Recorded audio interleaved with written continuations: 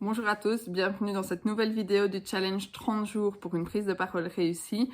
Aujourd'hui, on va parler de quelque chose qui revient très souvent, que je rencontre très régulièrement avec mes coachés, une problématique qui est importante, mais pas insurmontable, qui est la peur du jugement. On en parle tout de suite. Bro, on your bodies and grab your boy. Alors, bonjour à tous. Aujourd'hui, comme je vous disais, on parle de la peur du jugement. La peur du jugement, c'est un sujet qui est très large. Aujourd'hui, j'ai décidé de l'aborder avec vous avec le focus sur vraiment votre prise de parole en public. Je ne suis pas coach bien-être, donc on va vraiment parler de votre prise de parole. Aujourd'hui, je voulais vraiment aborder cette thématique-là parce que c'est un blocage énorme. Énormément de gens sont bloqués, n'osent plus prendre la parole, préfèrent ne pas poser des questions qui sont certainement des questions que beaucoup se posent, qui n'osent vraiment pas, même parfois pas se présenter ou pas présenter leur projet, leur produit, juste parce qu'ils ont peur du regard des autres. C'est impensable, on ne peut plus continuer comme ça. Et donc je vais vous donner des petites astuces pour venir à bout de ce sentiment. Alors, la première chose que je voulais partager avec vous, c'est la bienveillance. Alors la bienveillance, pourquoi la bienveillance vis-à-vis de vous? Ne soyez pas trop critique. On est très souvent critique, beaucoup plus critique face à soi que par rapport aux autres. Ici, je vais vous demander vraiment d'être bienveillant, de vous dire qu'il y a une chose qui est importante dans ce que vous dites, c'est le contenu. C'est le fond plus que la forme. Si vous présentez un projet, si vous présentez votre entreprise, si vous présentez n'importe quel projet en fait, quoi que vous présentiez, l'important c'est ce que vous allez dire. Si ce contenu a une quelconque valeur, attribuez-lui sa vraie valeur. Vous ne pouvez pas dire aux gens, je ne vous parle pas de ce produit, je ne vous parle pas de mon entreprise parce que j'ai peur de ce que vous allez penser de ce que je dis, de la manière dont je le dis. Et ça, c'est très important, c'est que c'est deux choses séparées. Il y a la manière et il y a le contenu. Si vous êtes certain de ce que vous proposez, si vous êtes certain de votre produit, vous ne pouvez pas ne pas en parler. Maintenant, la manière dont vous allez le dire, certainement, ça aura un impact sur la manière dont la personne l'entend. Mais mettons que vous êtes en comité de direction. Vous devez présenter. Les gens sont là, ils sont dans l'attente de savoir ce que vous allez leur présenter. Vous êtes avec un groupe de partenaires et vous présentez un nouveau produit. Les gens savent pourquoi ils viennent. Ce qu'ils veulent entendre, c'est le nouveau produit. Alors certes, si vous n'arrivez pas à tout expliquer, si vous perdez un petit peu vos mots, ça arrive. Les gens vont quand même être dans l'attente de savoir ce que vous allez leur dire. Donc moi, ce que je vous demande vraiment, c'est de vous dire, j'ai confiance en mon contenu, je sais que ça a de la valeur, donc je n'ai pas le choix, je dois le présenter. Et donc déjà ça, si vous êtes sûr de ce que vous allez dire, ça va déjà vous apporter une certaine position qui va être de, bah voilà, je sais que même si ce n'est pas bien la manière dont je l'amène, ce que j'amène est important. C'est un petit peu, j'ai déjà parlé plusieurs fois de cuisine dans mes autres vidéos, mais c'est un petit peu comme si vous ameniez un plat qui est très bon dans une assiette très moche. Est-ce que l'assiette a autant d'importance? Non. Tout le monde va dire c'est le plat qui est important. Mais voilà. Mettez-vous ça en tête. Imaginez-vous que vous êtes l'assiette. L'assiette, elle peut s'améliorer. On peut la rendre beaucoup plus jolie. Mais qu'au final, l'important, c'est le plat. Mettez-vous dans cette image-là. J'utilise beaucoup de métaphores, mais je trouve que c'est beaucoup plus parlant. Le contenu, c'est le plus important. Alors, comme je vous disais, de la bienveillance, parce que je suis persuadée que vous, envers les autres, vous êtes bienveillant. Moi, je pense que, pour l'avoir déjà vécu, en général, vous allez regarder les prises de parole des autres et vous allez vous dire, ah oui, même si ça ne va pas, moi, c'est pire. Et si moi, c'est pire, imagine ce que c'est. Mais étant donné qu'on est très souvent beaucoup plus critique vis-à-vis de soi que vis-à-vis des autres, on ne se situe pas nécessairement correctement. Donc, mettons que vous vous dites d'1 à 10, moi de 0 à 10, je suis 2 dans ma prise de parole. On est plusieurs à prendre la parole, mais je suis sûrement à 2 sur 10.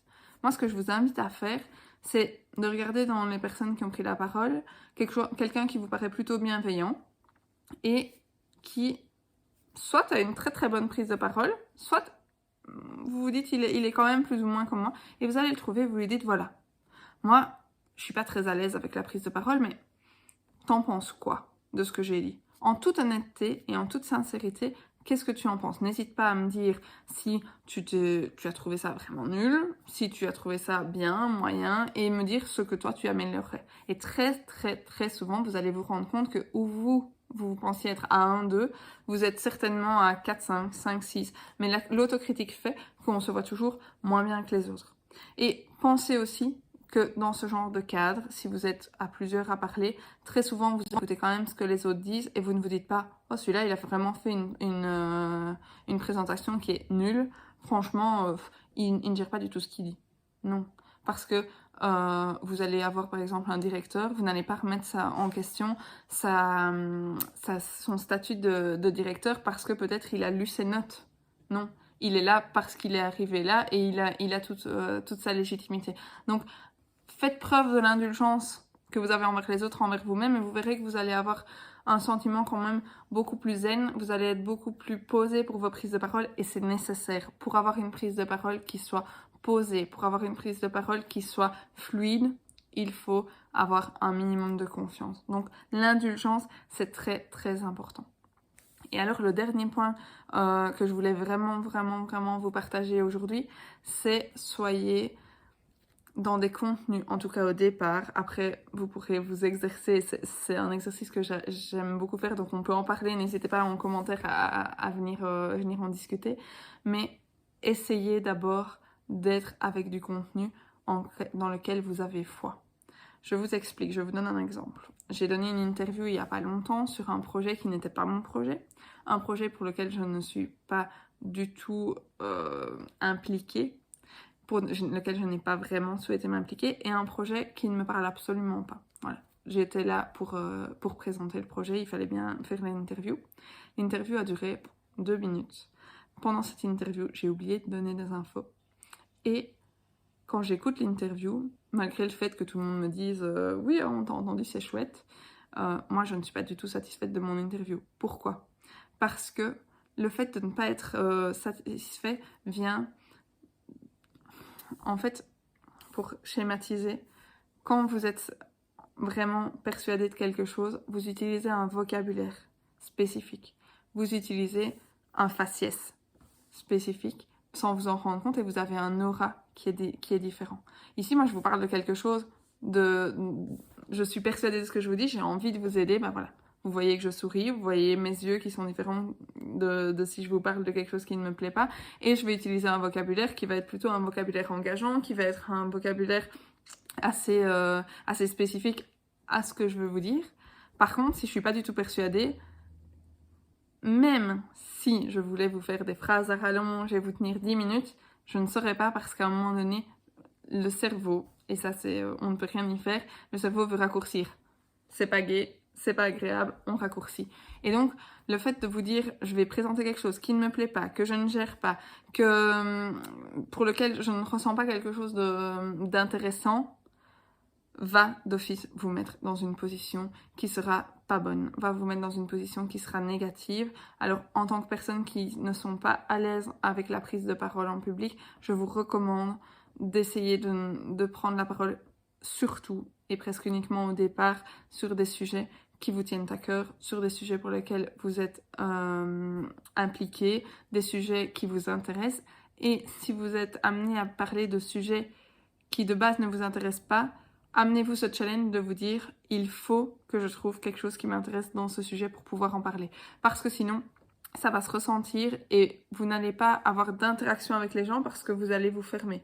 On est, moi je parle souvent de fleurs, mais on est un peu comme une fleur qui s'ouvre. Si on parle de quelque chose qui ne va pas, on n'a plus de soleil, on se ferme. Et voilà, c'est la même chose pour vos prises de parole. C'est vraiment très très important d'être convaincu de ce qu'on dit parce que vous allez vraiment inciter les gens après à avoir une interaction avec vous, étant donné que vous partagez quelque chose qui est, soit ça peut être, si c'est général une passion, mais si c'est même un projet professionnel, mais que vous en êtes persuadé, les gens vont avoir envie d'en savoir plus. Sinon, vous allez vous fermer, voilà, vous avez dit ce que vous aviez à dire, mais ça n'incite pas au questionnement, ça n'incite pas à l'interaction, et donc c'est risqué, au final, d'avoir fait cette prise de parole qui ne va pas vous satisfaire, qui ne va pas satisfaire votre public, et qui ne va pas avoir de rendu. Donc voilà, moi je vous ai donné ici 3 petites astuces, je vous invite à les tester. Je vous invite vraiment à être indulgent vis-à-vis de vous-même parce que c'est la clé de base quand on a des soucis de prise de parole et qu'on a envie de l'améliorer, c'est de pouvoir se dire tout est améliorable, je suis indulgent. N'hésitez pas si vous avez des questions à les mettre en commentaire, j'y répondrai et je vous souhaite une belle journée. On se retrouve demain pour une nouvelle vidéo.